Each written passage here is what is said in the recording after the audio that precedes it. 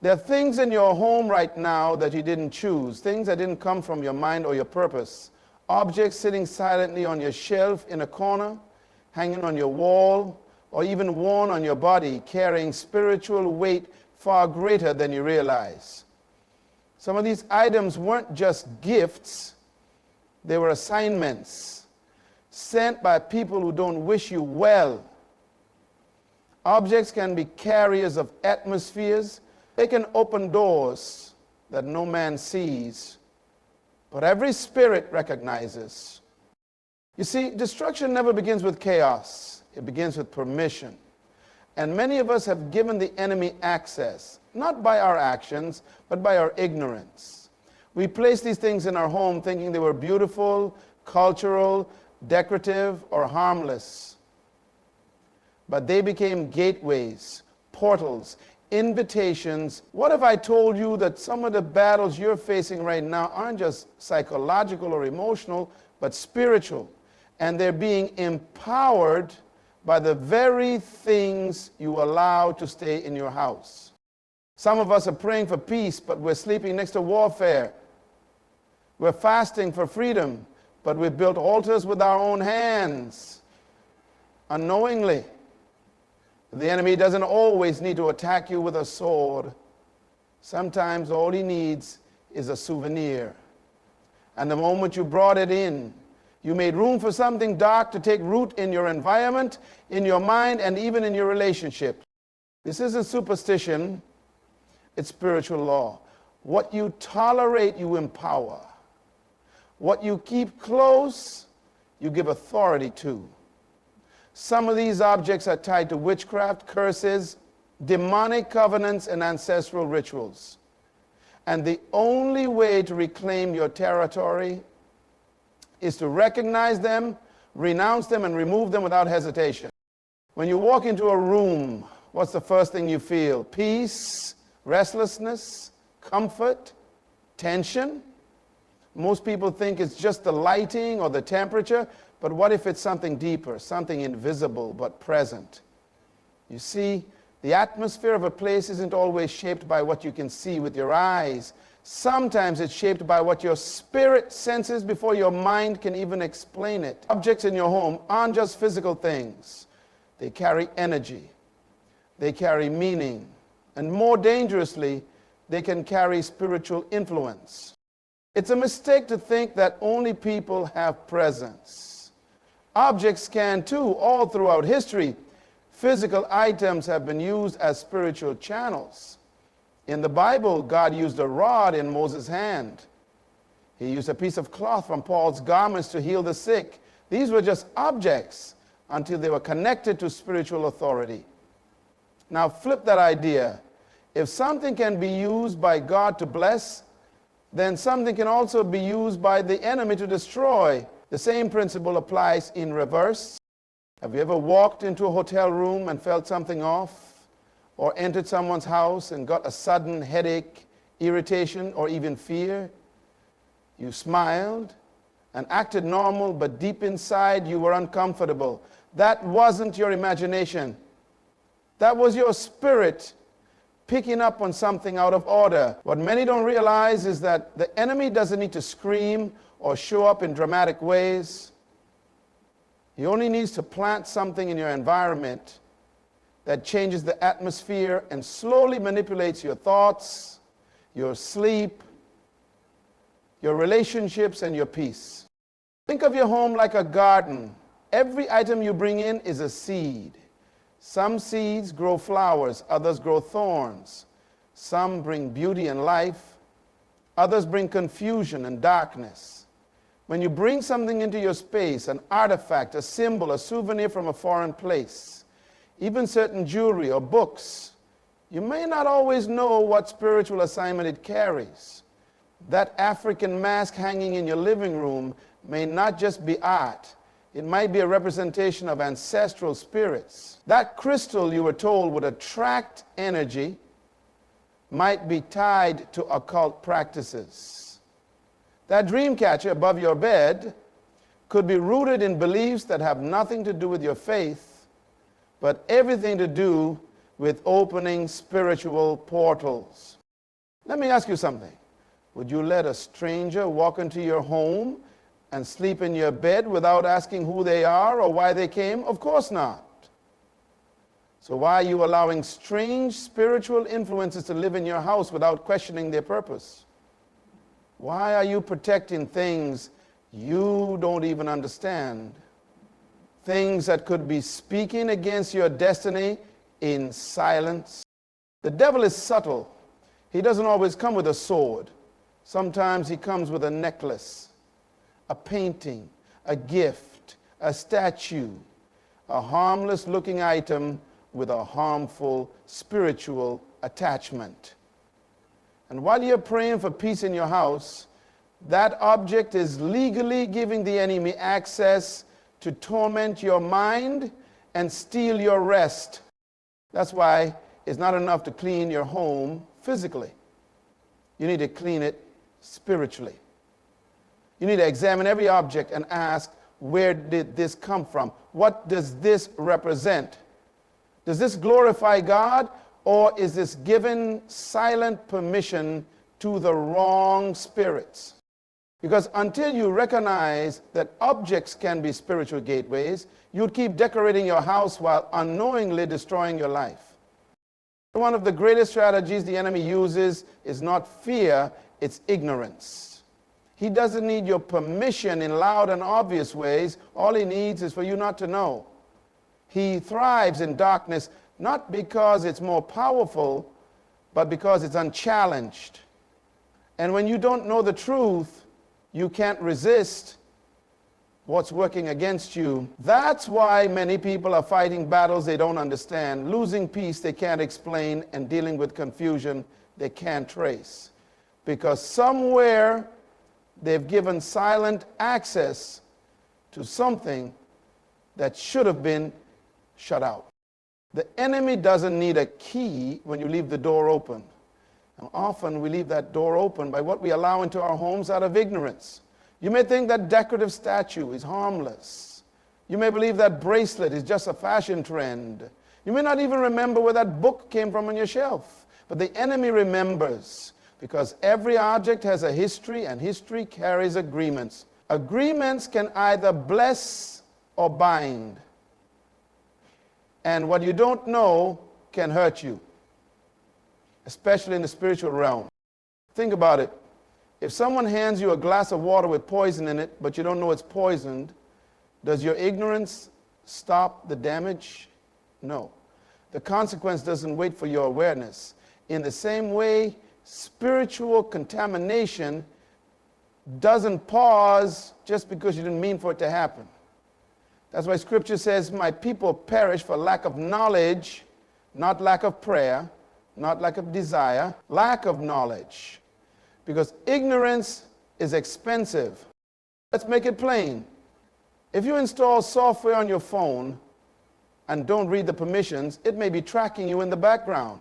It doesn't care that you didn't mean to allow access. Your agreement is embedded in your inaction.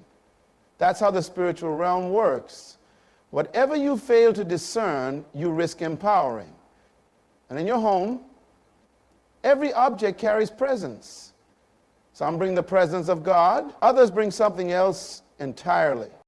So many people are experiencing heaviness in their home, spiritual attacks in their sleep, constant arguments between family members, anxiety that won't go away. And they're praying, fasting, declaring, and still not getting free. Why? Because while they're closing spiritual windows with prayer, they've left the front door wide open with ignorance. The enemy doesn't fight fair. He doesn't wait for you to understand his strategy. He just uses what you don't question. It's like giving a stranger your house keys, then wondering why things keep going missing.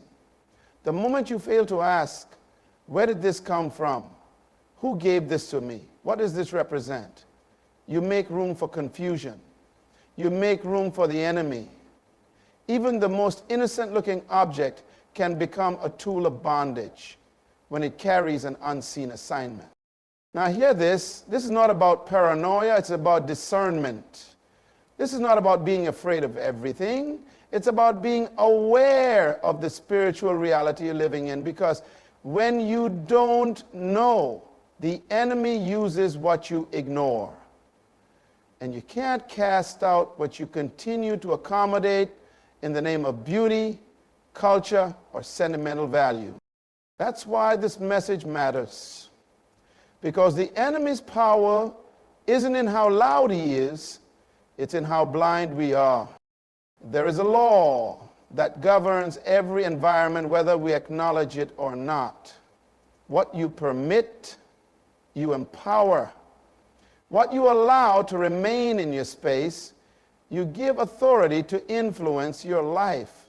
And this principle is not just about people. It applies to the spiritual realm just as strongly. Many of us are unknowingly submitting to forces that we would never agree with consciously, simply because we refuse to confront what we've allowed to stay too close. Look around your house. Every item in it has a presence. Every object has a voice.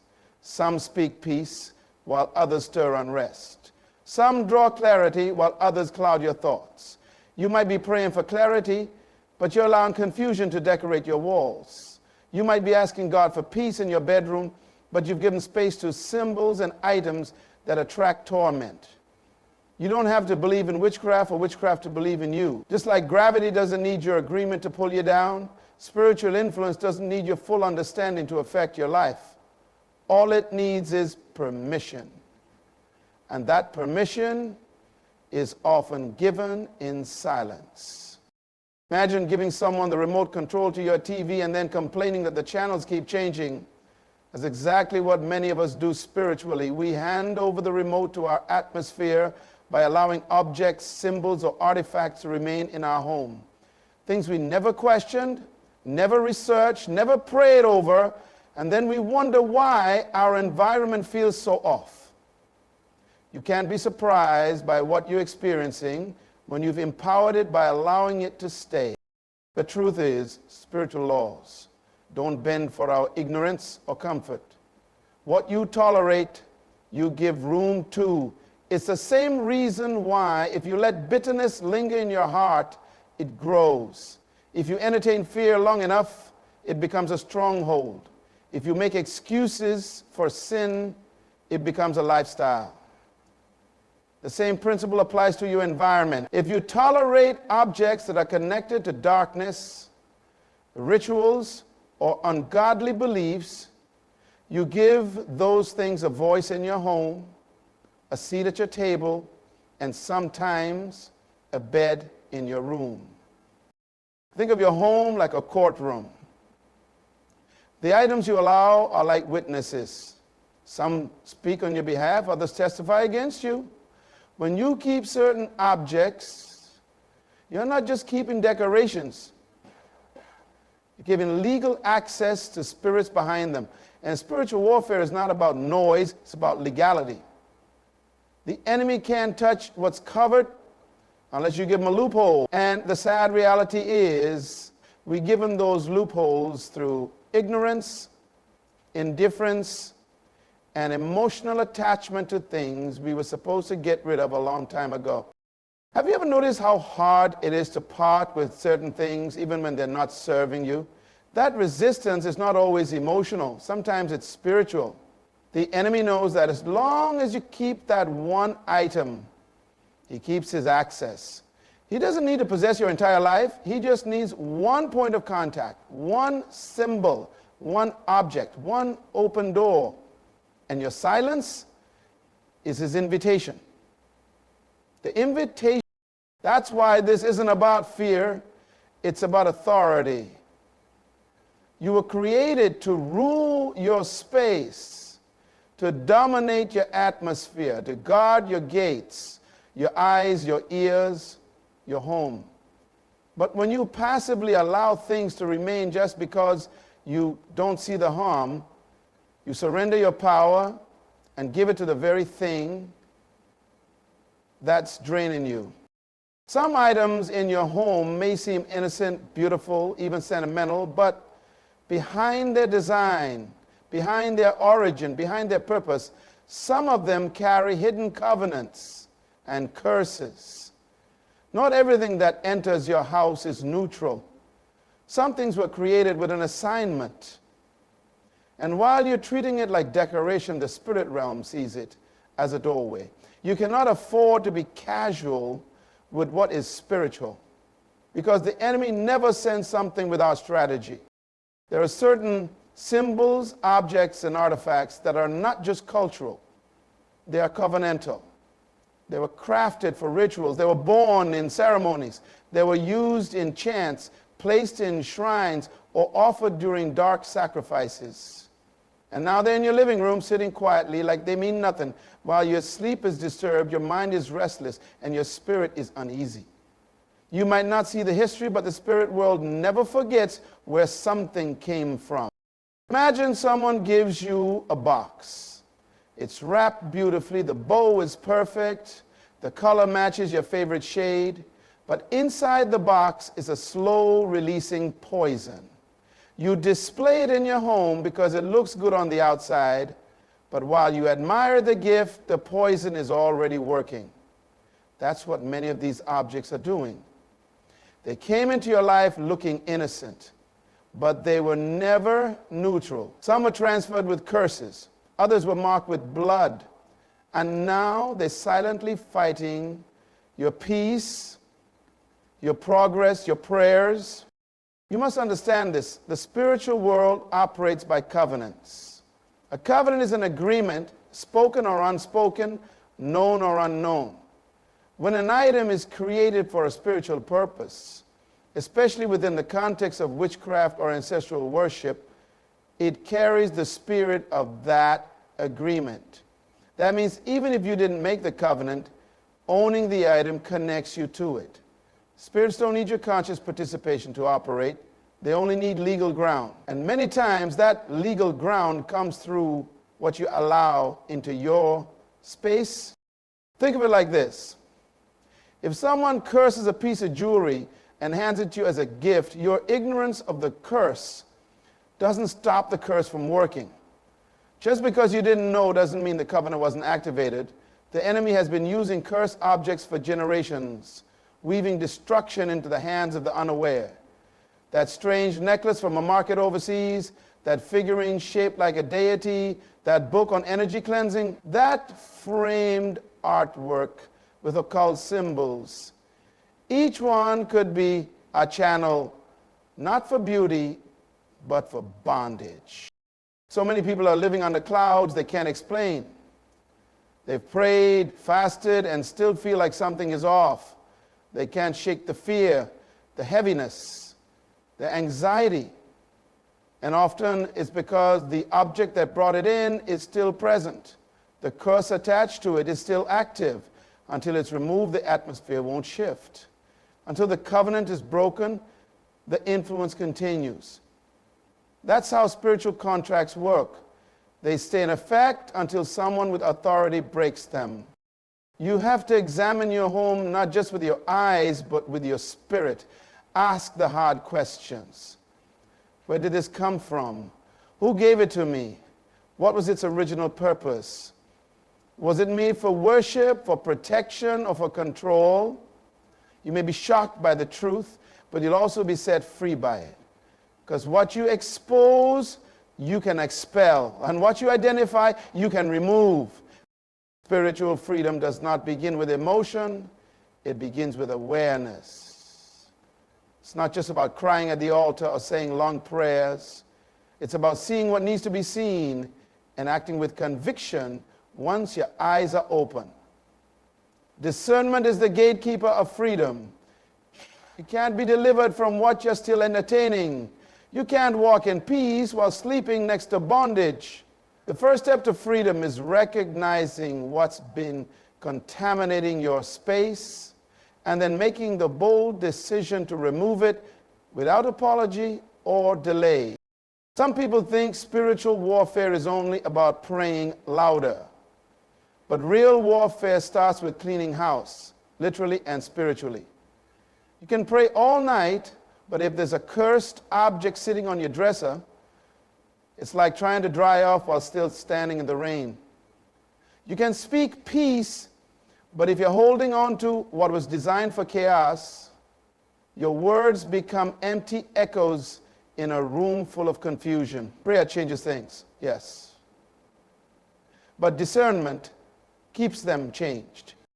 Imagine trying to purify water while pouring toxins into it at the same time. That's what happens when you pray for breakthrough but refuse to break ties with the objects the enemy is using against you. Freedom requires alignment.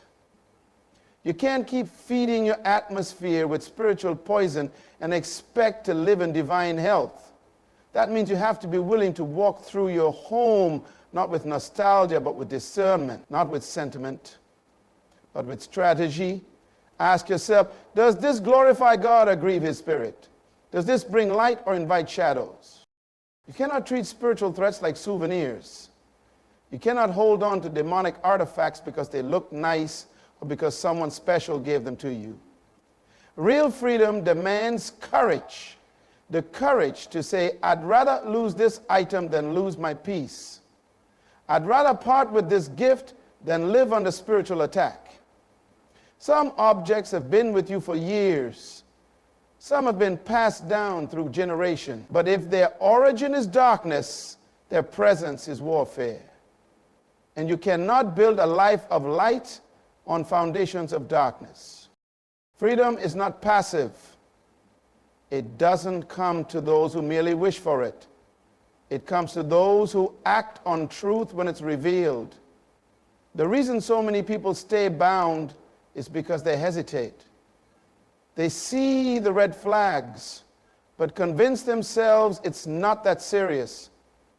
But let me ask you, how many sleepless nights, how many battles in your home, how many breakdowns in your relationships will it take before you stop tolerating what God has been telling you to remove? When you begin to discern what doesn't belong, and when you remove it with authority, something begins to shift. The atmosphere starts to clear. Peace returns. Rest is restored. Clarity begins to flow again. That's not a coincidence. It's the result of spiritual realignment. When you cast out what God never told you to keep, you make room for his presence to fill your space completely. There's a reason why in the Old Testament, whenever the people of God returned to him, the first thing they did was tear down the idols and burn the foreign objects. Because deliverance is incomplete if the door is still open. And if you truly want freedom, you have to go beyond feeling better. You must live better. And living better starts with recognizing what doesn't belong and removing it, no matter how long it's been with you. Now that your eyes are open, the responsibility is in your hands. You can no longer afford to live unaware, entertaining what's silently destroying your peace, your purpose, and your spiritual covering. The enemy only thrives in spaces where he's tolerated. So today, make the decision to take back your territory. Examine your home. Ask the hard questions. Be bold enough to remove what doesn't align with truth. Don't let your comfort become your curse. What you allow in your environment either builds your destiny or breaks it down. Choose freedom. Choose discernment. Choose to guard your atmosphere with wisdom and courage. Because once you remove what's been silently working against you, you'll start to see what God has been trying to release for you. Good luck on your journey to spiritual clarity and breakthrough. May your home be filled with peace, light, and divine presence. Thank you for listening. Now take action.